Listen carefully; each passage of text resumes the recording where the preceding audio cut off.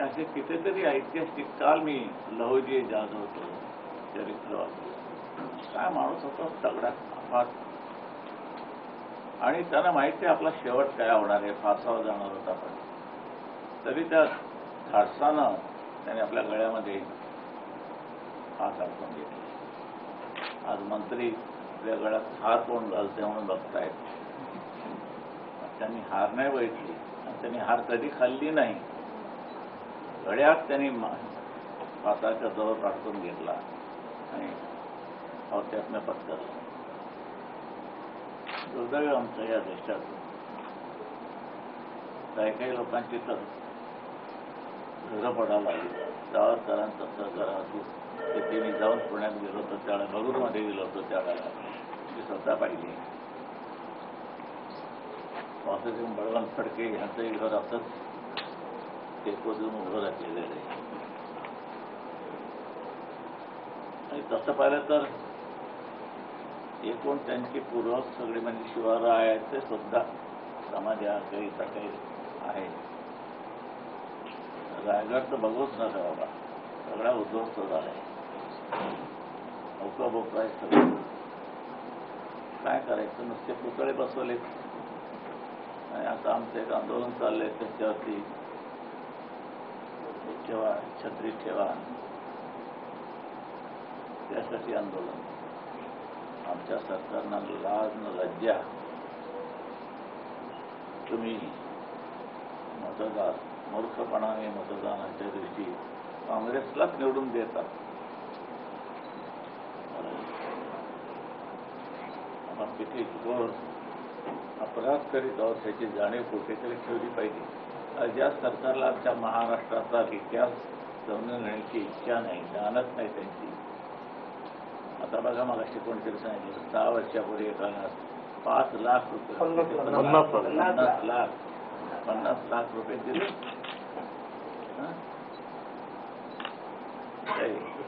विडी आहे का सिगरेट आहे, खोकली आणि टाकून दिली.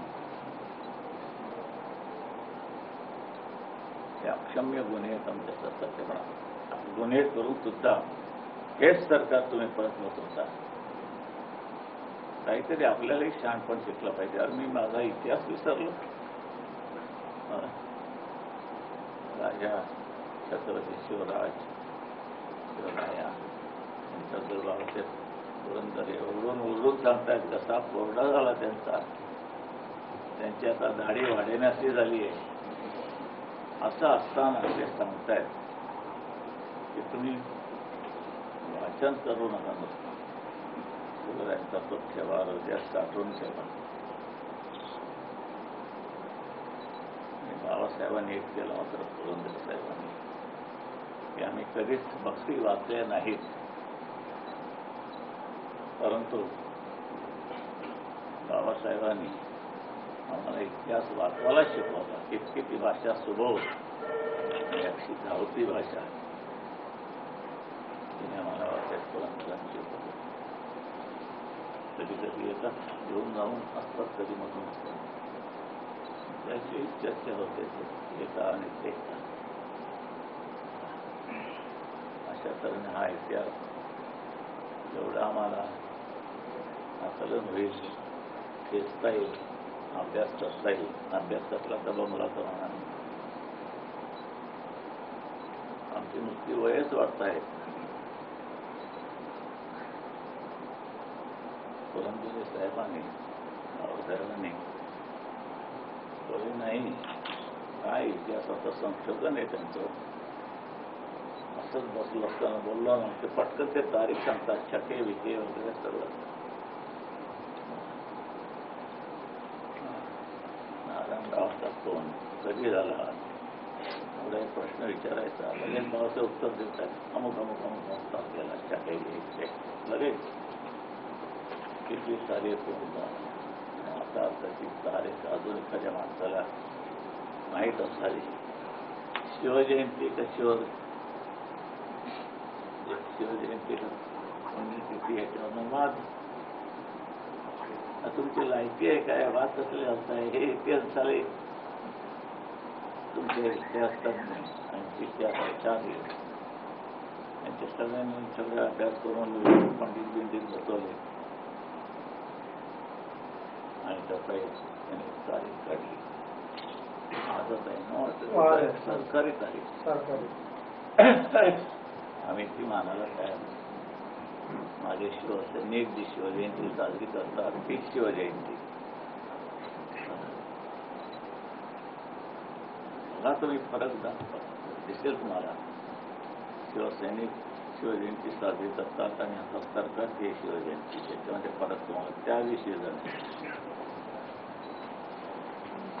कशाला हे उपद्व्याप करतायत? कधी वाचले का शिवचरित्र? नाही. कसल्या तारखा शोधतायत? पोरं किती झाली त्यांची तारीख तुम्हाला माहित नाही आणि इतिहासाचा तारखा शोधत बसल्यात. अशा तऱ्हेचं सगळं आपलं चाललंय. कसला महाराष्ट्र, कसलं काय, कसलं काय. शिवरायाच्या वेळचा महाराष्ट्र नव्हे, नाहीच. राजगुरू कुठे, काय कुठे. या लोकांनी हा जर ते दंड सोचला नसता, त्याग केला नसता, त्या देशाला स्वातंत्र्य मिळालं नसतं. हा इतिहास आहे. त्याची जाणीव कोणाला नाही. भगतसिंग कोण, धर्मवीर कोण, सुखदेव कोण, काय काय माहित नाही. काय होते कोणीतरी असं म्हणतात. बघा तरुणाने हे जपा पाहिजे. पण आताचा तरुण काय बाबच्या मागे लागलाय. कोणी म्हणतात की आम्ही गुलाबी चड्ड्या देणार आहोत कुठेतरी रामसेनेला, श्रीराम सेना. म्हटलं अरे श्रीराम सेनेला सांगा तुम्हालाच त्यांनी कोणी चड्डी दिली तर तुमचे हे जे अनुमान आहे ते चड्डी घालून मध्ये जातील काय? झाला आणि जा. ते पबवाले इतके बेशर्मी लोक आहेत ते खरोखरच गुलाबी चड्डे घालतील आणि पब चालवतील. ही चर्चा आमची त्या तरुणांची आणि ही हालत आमच्या तरुणांची. जरा थोडा विचार करा. काही ठिकाणी चांगले चाललेले प्रसंग चालले. लहान पोरांकडनं श्लोक म्हणून देत आहेत. काही प्रार्थनाची सवय लागली त्यांना. अशा तऱ्हेने हे सगळे होत आहेत. पुढे सुधारणा होत आहे. आमचा संस्कार आणि आमची संस्कृती याला विसरू नका. हा राजगुरूंच्या या दिवसाचा संदेश आणि हा इतिहास महाराष्ट्राच्या इतिहासाला विसरू नका. बाकी काही नाही. अशी जोडून मी आपल्याला ही प्रार्थना करते. जय हिंद, जय महाराष्ट्र.